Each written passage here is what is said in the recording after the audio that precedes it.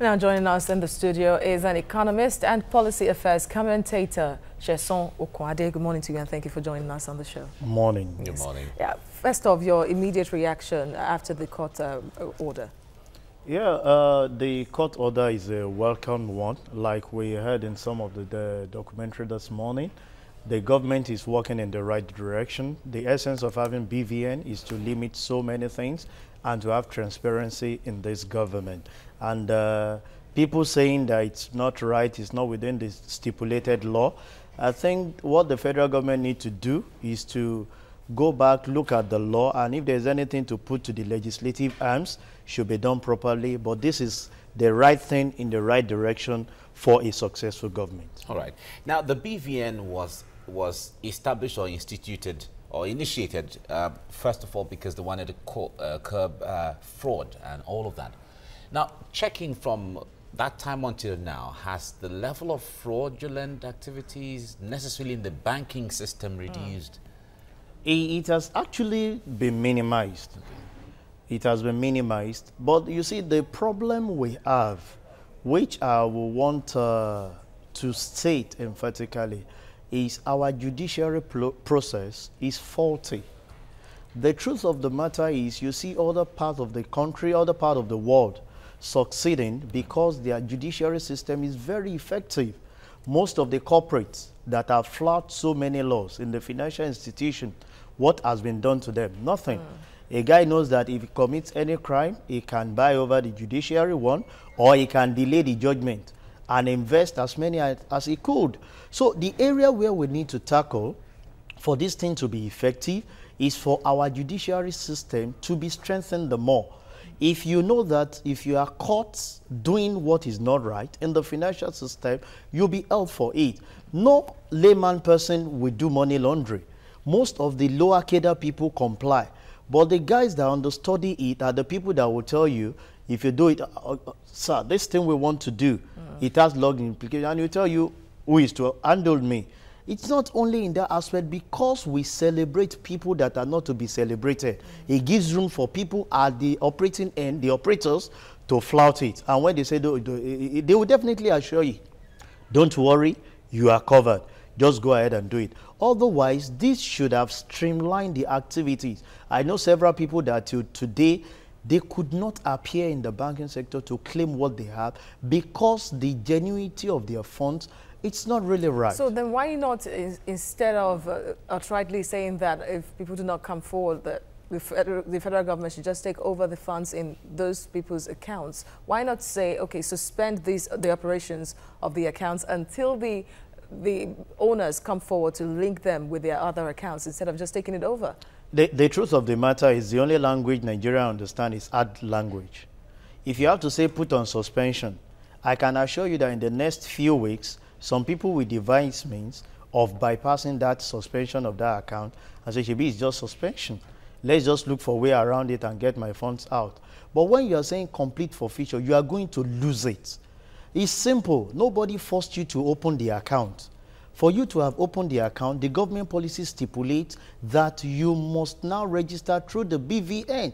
So if you are opening an account and they say, okay, this money is genuinely owned by me, I labored for it, I worked for it, what stops me of making myself available? It's not predicated in the country's Money Laundering Act. The fact that you must have BVN, to link with your accounts together is not stipulated, apart from the Constitution now, in the Money Laundering Act.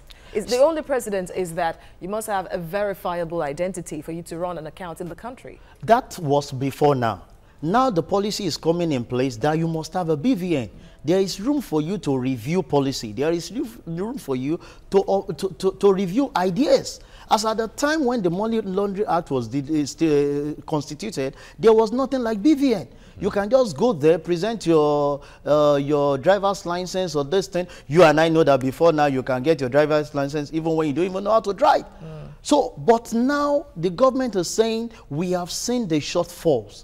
And what we need to do is to introduce BVN. If you are indeed the right owner of this, come and verify and make those things in place. So what I think the government needs to do is to now have an handshake with the legislative and put the right law into the Money Laundering Act so that there won't be any loophole. But this is the right step in the right direction for a administration.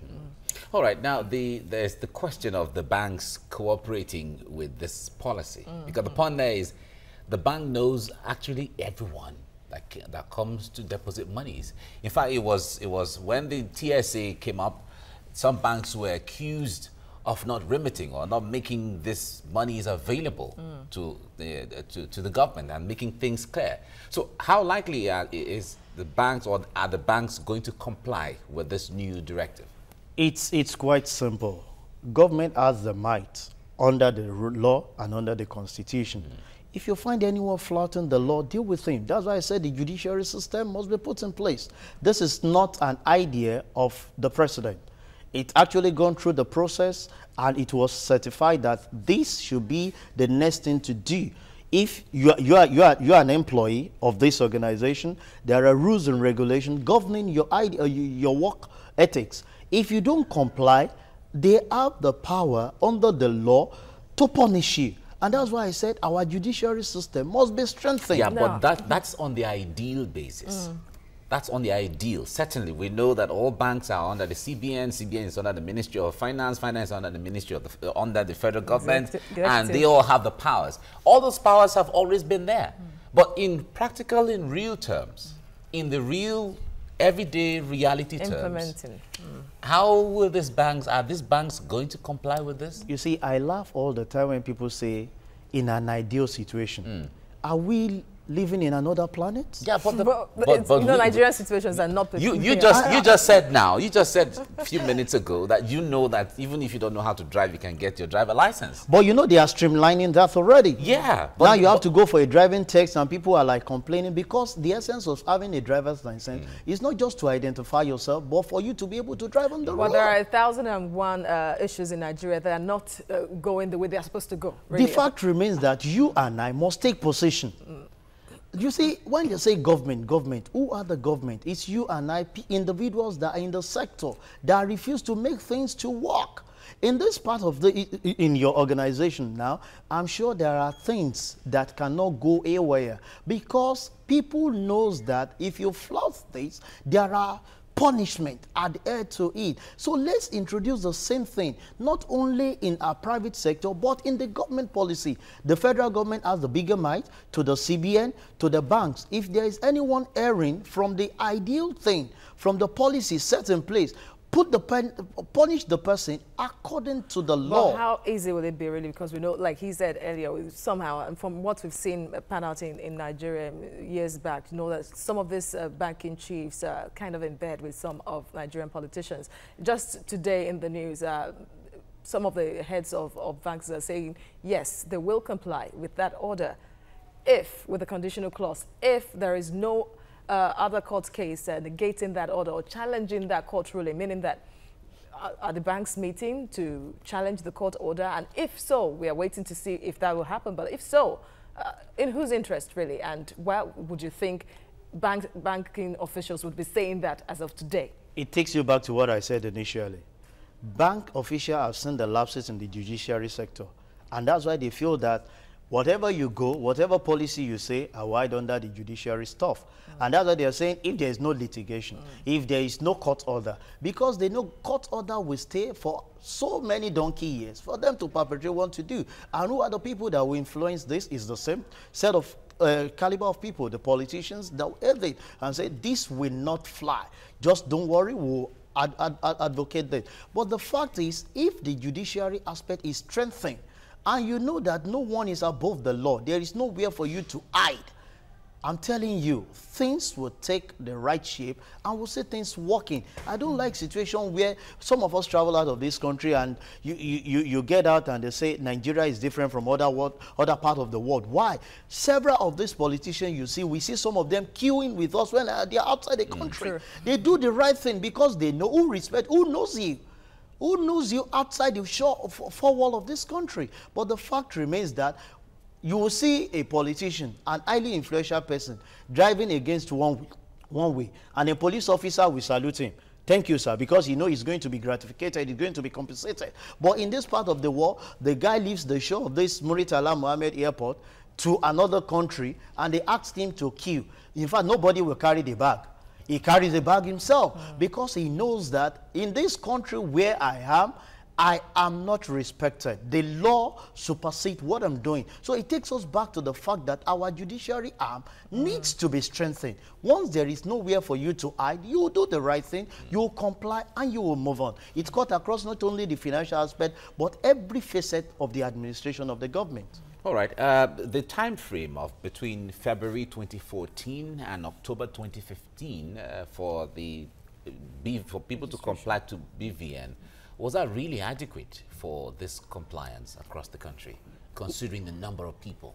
Well, for me, I see that as a little lapse. I feel it should be a continuous project because there are some people, take for example, there are some children that's at the period when that was done, they don't have an account, their parents opened an account in their name, now they are above 18 that they can go and do the right thing. It shouldn't be limited to a particular it's like national time. identity card registration? Yeah, you know, so as you grow and you open your account, is a thing that you must do. It should be a continuous project, not that you are stopping it. So, and I believe once that is done, you can open wide that gate for those that will change their mind. You know, an idea about this country is when you bring out a policy, an average Nigerian will tell you, let there be the mad rush. They will get fed up. When they are fed up, I will continue because they know there is no consistency. We don't follow up to letter. That is what is obtainable outside the shore of Nigeria. Even ordinarily, some of these are Western countries. You discover that once they give down a law, they follow it to letter. 10 years to come, that law is still binding and is still holding on us. So what I'm actually saying is it's something that they must review. It should be a continuous process because we give back every day. Last year I know my age. This year I know what I'm doing. Last year I know what my achievements were, and this year I know what they are. So they should make it an open-end policy that once you open the account, because you know, for KYC is compulsory, you must know your customer. And KYC key into BVN. KYC is not optional. You can't open an account for me, and even when we're trying to open an account for our children, they make sure that you have some of these things. You have the national ID card there, you have the BVN there. This we assist. Let me tell you, the idea of BVN, we assist in several ways. Tax policies will be more effective because you can track ideas. All right, quickly, what about Nigerians in the diaspora? They're complaining already that this order shouldn't be a blanket order, as it were, that it shouldn't apply to them because many of them have not been able to link their accounts together because they are abroad, and there are few BVN centers abroad for them to even register. Yeah, it's just for the government to look into that. If we have to open more areas for these guys to do things, they bring in money, and some of this money are taxable. You see, these things are interwoven. It's interlinked. You have the right BVN, you have eased the tension of the tax authority. They will be able to nip the things by the board. So when you have an inflow, if it's taxable, we know. If it's not taxable, you know. So then you can generate more income. So I think what the government needs to do is probably listen to their cry, open more centers for them to do this, but there must be timeline. If you don't give an open-ended policy for those in diaspora, but for us here, it should be a continuous process that once you grow and you want to open an account or you want to change your mind tomorrow, you can say, okay, at last I've done all I need to do to firm up this, then I can go to the bank, link my account, and we'll move on. All right, Shesan Kwade, thank you very much for coming on the program right now. Thank you very much. All right, we'll go on a break, and when we come back, we'll be talking about the uncertain future of the aviation industry, alongside other issues concerning marginalization in the eastern part of Nigeria and Kenyan elections. Still with us on the program.